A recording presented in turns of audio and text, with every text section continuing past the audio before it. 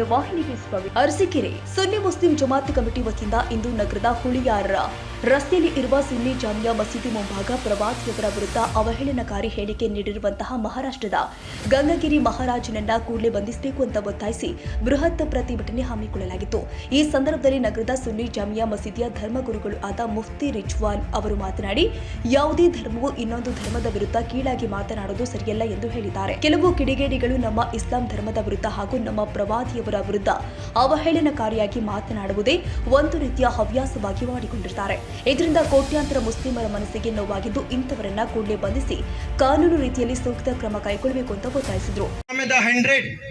उसके अंदर उसने 100 ऐसी शख्सियतों को निकाला, यानी हजरत आदम से लेकर के अब तक जो भी 100 ऐसी हस्तियां हैं जो अपने ज़माने में मुअज़्ज़ज़ बावक़ार गुजरी हैं, उन सबको उसने छांटा और देखा कि कौन सबसे ज़्यादा बावक़ार है, बाइज़्ज़त है. तो उन 100 को छांटने के बाद उन सब में पहले नंबर पे उसने किसको रखा? हम सबके प्यारे आका सल्लल्लाहु तआला अलैहि वसल्लम को. वो कौन है? एक नॉन मुस्लिम माइकल हार्ट, जिसका नाम है एक ईसाई गैर मजहब का, लेकिन वो सबसे पहले नंबर पर हम सबके आका प्यारे आका सल्लल्लाहु तआला अलैहि वसल्लम को रखा है. और क्यों रखा है? उससे पूछा कि तुमने सबसे पहले नंबर पर आखिर इनको क्यों रखा? और भी बहुत अच्छी अच्छी शख्सियतें गुजरी हैं कि गौतम बुद्ध, और भी बहुत से नाम है, उसमें 100 आदमी है, उसमें गौतम बुद्ध का नाम भी आता है, हजरत आदम का नाम भी आता है, हजरत उमर का नाम भी आता है, लेकिन सबसे पहला नंबर जो आता है वो हम सबके प्यारे आका सल्लल्लाहु तआला अलैहि वसल्लम का है.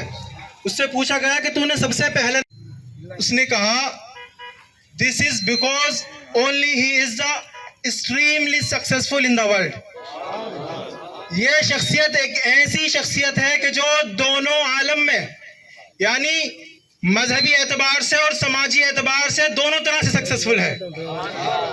दूसरी जो शख्सियतें हैं, चाहे वो गौतम बुद्ध हो या और जो भी हो जिनको उसने 100 में रखा है, तो कोई उसमें से मजहबी एतबार से अच्छा है लेकिन समाजी एतबार से अच्छा नहीं, तो कोई समाजी एतबार से अच्छा है तो मजहबी एतबार से बिल्कुल जीरो.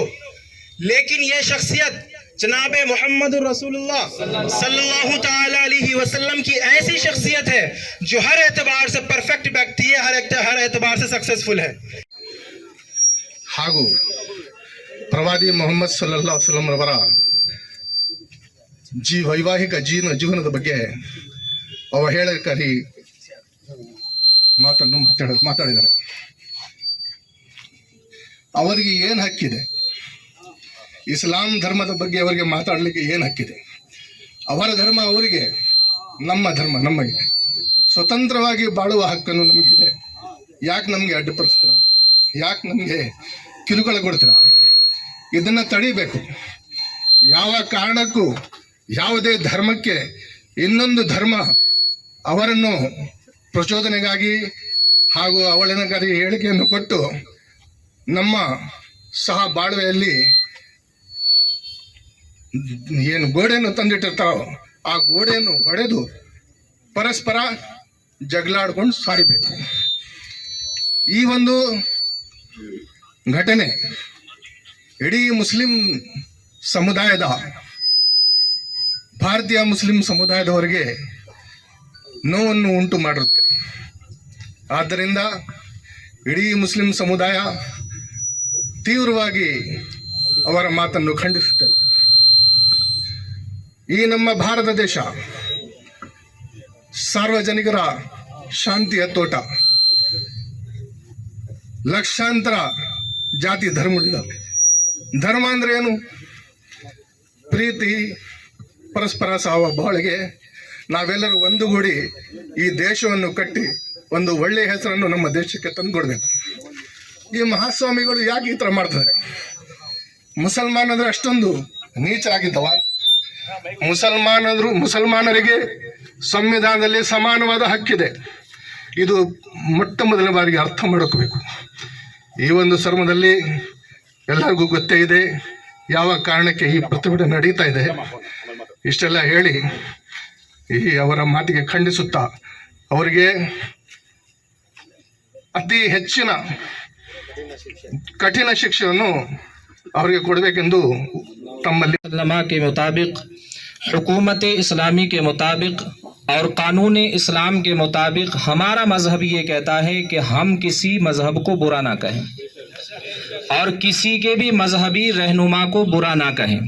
हमारा मजहब ये कहता है, हमारे पैगंबर पीस बा अपॉन हिम सल्लल्लाहु ताला अलैहि वसल्लम ने यही इरशाद फरमाया है।